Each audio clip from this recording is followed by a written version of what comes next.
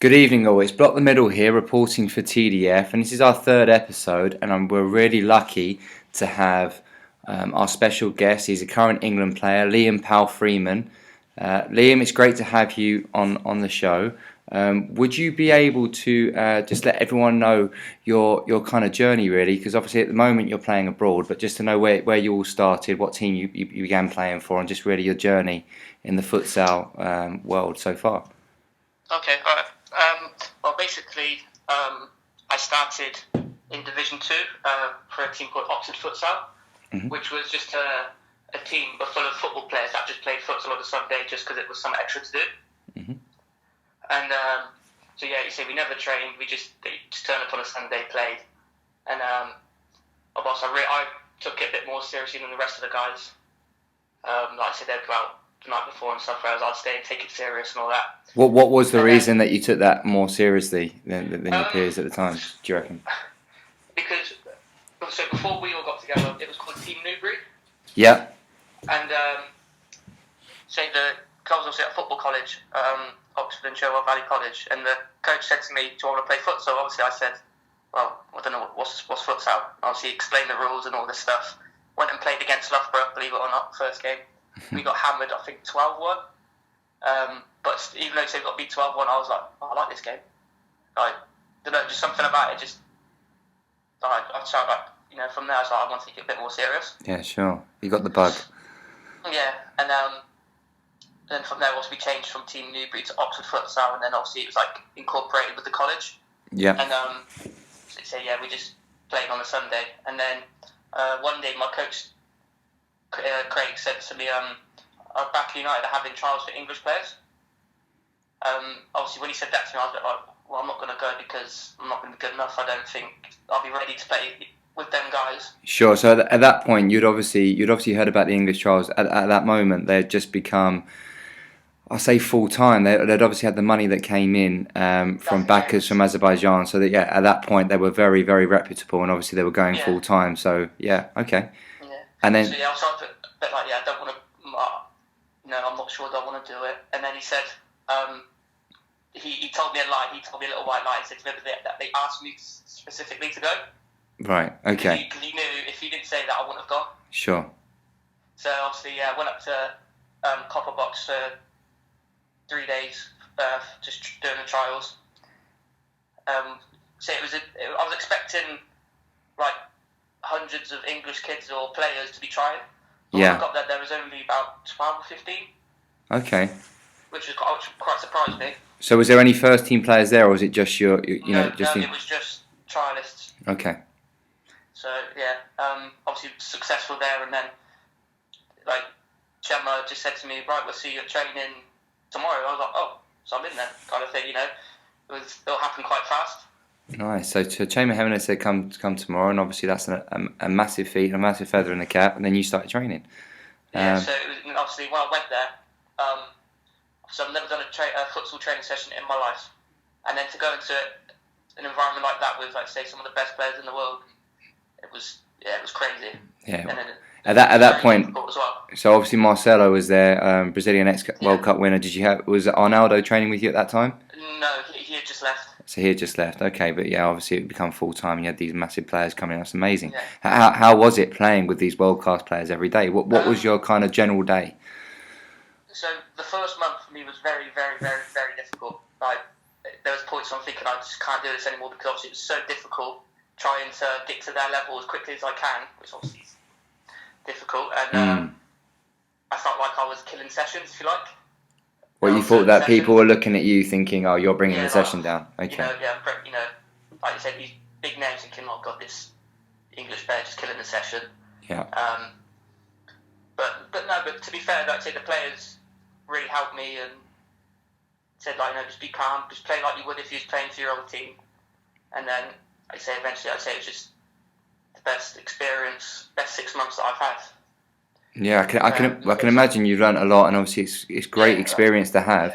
Yeah. When did it kind of change for you a little bit then? When did it become in your head, oh, I'm bringing the session down, I'm bringing the level down, they're looking at me thinking I'm the scapegoat, and they're thinking, what's this English boy doing here? And then it changed for them to go, oh, I can trust this guy on the ball. I can actually give this guy. He's getting some minutes now. I would say, like, obviously, it took me a long time before I played my first match because obviously transfer and I couldn't play FA Cup because I was cup tied and it was like the FA Cup like a couple of weeks. So I didn't play. So I think it was about 2 or 3 weeks before I played my first match. Yeah. And it was against Genesis, and then obviously I didn't get many minutes, but the minutes I did get, I played really well, felt comfortable, scored a goal, and you say from there, like, just confidence grows, just a confidence thing. Okay, that's great. Take that confidence into training, and then, as you say, just day by day, earning the trust of the players, the managers, and that's how it become enjoyable. Okay, so now you know we're quite a way on now. You're obviously you had a great spell last year. You're obviously with Oxford. You became champions. You won the FA Cup. Went and competed in Europe as well. What advice could you give to young English players that are aspiring to become and be a professional futsal player and playing for England? Because obviously you're now in the setup with England. You're getting good minutes. You know, Scubada's obviously been just taken over as the England manager, and obviously has a lot of trust in you as well with your recent performances. And you're playing very well. So what advice would you give to a young upcoming player that wants to become professional or play for England? Well, for me, the first thing you have to be patient. So obviously in Baku, didn't get many minutes. Had to train hard. Earn more minutes by playing well. When you do get the small amount you get. The same with Oxford. I didn't get many minutes there either until like the later end of the season. With Oxford City Lions, on that winning year. Yeah, with Oxford Lions, sorry. Sorry. So you just have to be patient, work hard. Obviously, ask questions if you're not sure. Because obviously, for me, the tactical side of futsal is the most important. Because, like I say, most people can play. As like I said, they have no problems with technical ability. It's just the tactical side of it. So, what in particular, tactically, do you feel that you need to progress? I know it's a very difficult one because there's quite a lot. We all know how many decisions there are. But you know, is there something in particular that you could pinpoint down and go, do you know what? I started becoming more confident, or I got a lot more game time, or I started developing even more when I got this and this principle, or is it just? So like when a good example would be at Baku. So we do certain sessions where it's attacking or defending. And like it would explain I don't know how the body position should be in this certain type of play, and obviously if you're learning and understanding that and then doing it in a game, obviously the coaches, of course, you see that you're listening and taking on board what he's telling you.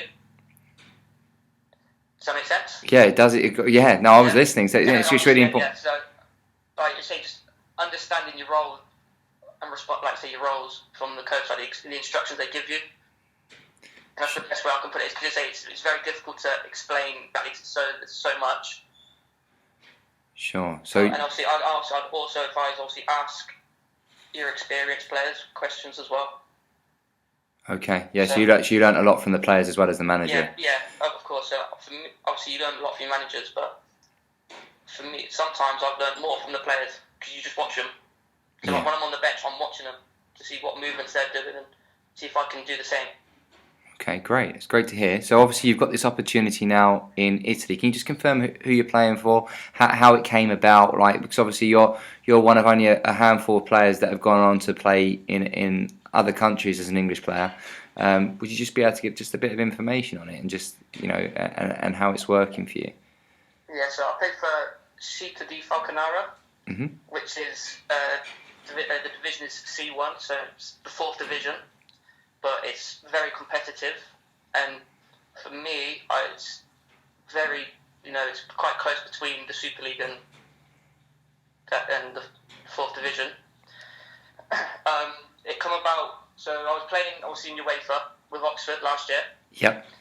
And obviously we all knew that there's no the players aren't going to stay because obviously we got the clubs in financial troubles. Sure. Yeah. But we agreed that we'd go to UEFA just because we earned it. So it would be a shame not to go. Of course, yeah. So obviously when I'm there, speaking with the players, because obviously they all had experience playing 1st division in Spain, 2nd division in Spain, or Italy. And I just asked them if they could help me, because obviously I said to them, I don't want to stay in England. I want to try play abroad. And to be fair, like I say, most of the guys, in particular, a guy called Danny, played for Bristol before he joined us. Our goalkeeper, Tonio, just said, like, yeah, keep calm, we will help you. They put me in touch with an agent, and the agent told me that I have to make a video. Yeah. So that's what I've done. I got my girlfriend's quite good on computers, so she got all my clips and stuff, and we made a video. Yeah. And sent it to the agent. Then he goes and you just wait then until he comes back with, well, this team wants to take you on trial or they want to sign you. So for me, it was I went to a trial with a team in the 3rd division called PSG Potenza Picena. It was a good 2 weeks, but it was quite good to give me the insight to what it could be like. Sure. I did struggle. I was very nervous, didn't play nowhere near the level I could. Obviously, the language barrier, obviously, new country, so it was hard 2 weeks. But to be fair to that team, they didn't just send me away. They didn't want me, but they didn't just send me away back to England. They said, what we'll do, we'll send you to a club which is like a friend club. Okay. Which was Falconara. So I went to train there, and then, like I said, after the first training session, they made me an offer. Nice. So you mentioned that you got in touch with an agent. Is he still your agent? Is he just someone that acted on? Yeah. Okay. Great. Yeah, he's still my agent. Yeah, they say ask how I'm getting on and stuff, and making sure, like I say, if I have any problems, just go to him and then they'll sort it out. Okay. And then just to finish on this really about your career, 'cause it's really fascinating. I think it's really interesting for especially younger players because how old are you now, Liam? 21. So only 21, breaking into the England team, got many years ahead, and obviously you're now playing in Italy and obviously doing well there now. What's the next step? Is it to stay in Italy? Is it to come back and try and develop futsal over in England, or is it to venture to other pastures new in other countries to try and see what you can do there? For me, it just really depends, because for me, like the English league is. I don't like it personally because it's not enough games. Right, yeah. And like I say, you play one game every 2 weeks sometimes, or sometimes it's longer for some clubs. Whereas in Italy, in Italy there's so you have obviously the 1st division, the 2nd division, the 3rd division, but they have like 5 or 6 groups. Yeah. Obviously the 4th division, they have two groups, and the same with the 5th. And every single league will have 16 teams in that league, and you play, like, say, 30-odd games plus your cup games, and you're playing every week, regardless. Which, for me, is like it's a big thing to play every week. Yeah. And it is the leagues are run professionally. But, like I say, I'm happy in Italy. I would like to stay and try and get in the higher leagues. Because I did have an offer from a team in the 2nd division, but my club didn't allow me to leave, because obviously to them, they said to me, obviously, best player, we don't want you to go, which is fair enough. So obviously I'm good enough to play in the higher leagues, which is for me is a big thing. So fantastic to hear. That's good. I think I want to try stay in Italy, but at the same time I'm not a fan of earthquakes, and there's been a lot of them recently. Right. And obviously when I was over there as well, it's a scary moment. I can imagine. So has the language been a barrier? Are you learning the language?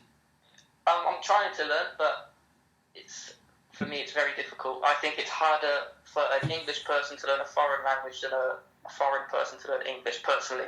Okay, so they might disagree, but that's just how I feel. Okay. Like I said, on the court, I can speak Italian. Yeah. I understand. Well, like keywords off the pitch, but off the pitch, I can't speak too much. No, but a couple of the players can speak English and translate for me. So. Okay, that's good. So with the sides that you played for, and obviously you've won the titles with Bacchio and Oxford, and obviously you're in Italy now. Is there difficult question? But you have played with some great players. Is there one player that stands out for you and go, I've learnt the most from him, or he is? I was in awe of him in training or in games. Well, like I say, it depends, because I've played with. I've been I know. Played with a lot. Yeah. Depends what type of. So for me, Jonathan Kamara was a big influence to me, and still is now. Because he's, like I say, the same body size, so obviously he's a perfect player for me to watch. And like I say, he was like the main person at Baku that would speak to me, help me, explain things to me. and then obviously we played together at Oxford. Sure. And just keep learning from him. Okay. So Great. yeah, he's been a big part in my futsal. It's good to hear. It's good to hear players helping each other. Okay, and then just to turn it, because obviously we were just bringing up the English language and how hard it is. So just moving away from that now and just looking at England. Obviously, we're now in an era where there's a full-time manager, and obviously you've got the qualifiers coming up later this week, for next week even. What's the feeling like in the England camp for the qualifiers? Because in Bulgaria, where you get to play against obviously the host Bulgaria, you'll play against Malta as well and Greece. What's the feeling? Yeah, it's good environment. Everyone's confident. Obviously, people are judging obviously based on the 2 games against the Netherlands, but for me, they were the best games we could play leading up to the competition, because, like I say, they're a top class team. Netherlands, one of the best attacking teams I've ever played against. And like I say, if obviously the highlights only show, like I say, the certain bits, but if you see the full games, we played some good stuff, some good Sure, stuff. no, of course, yeah. So that's why everyone wasn't too downbeat about it, because we played well. They're just, like I say, their attention to the basics were just so good. Like I say, set pieces, they were unbelievable at. Obviously, okay, we knew as players that we didn't defend them well enough, but that's what we can work on. Okay, and then in terms of in previous times, the European qualifiers, obviously I think it was 2009 now. Might get my dates wrong on this. That England progressed to the main round of the Euros, and obviously in the World Cup have been progressed recently. Is there an expectation to get through now? Not maybe just in the spectators' point of view, but and the viewers, but more the players themselves at the camp and the England manager himself. Is there an expectation for now for you to go through? Yeah. Of course, we do expect to qualify. As I say, we're the highest ranked nation in the group, and there's an incentive there. I've heard. I don't know whether this is true, but I've heard all we need to do is qualify from this group and win 1 game in the main round to go straight to the main round for future competitions. Right. So okay. there's an incentive there in itself. Yeah, of course. Makes it a lot easier to get through the pathway. Yeah. So, okay, that's great. Right. I've heard. I don't know if that's true. That's just what I've heard. Okay, so we'll check that. That's our job to do now, to check that. But that's great. Okay, so obviously the first game's on Tuesday. You're going to be travelling. When did you say you travelled? When do you travel to Bulgaria? We're flying out Sunday morning. So yeah, fly out Sunday morning, train in the evening, train on Monday. Well, Sunday morning? Yeah, so we fly Sunday morning, Sunday morning. We train on the Sunday, we train on Monday, and then be ready for the game on Tuesday. Brilliant.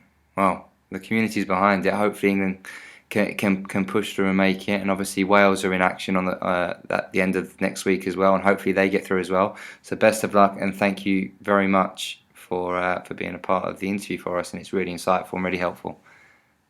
No worries. Thank you very much for having me. Cheers, Liam. Thank you. Cheers. Bye.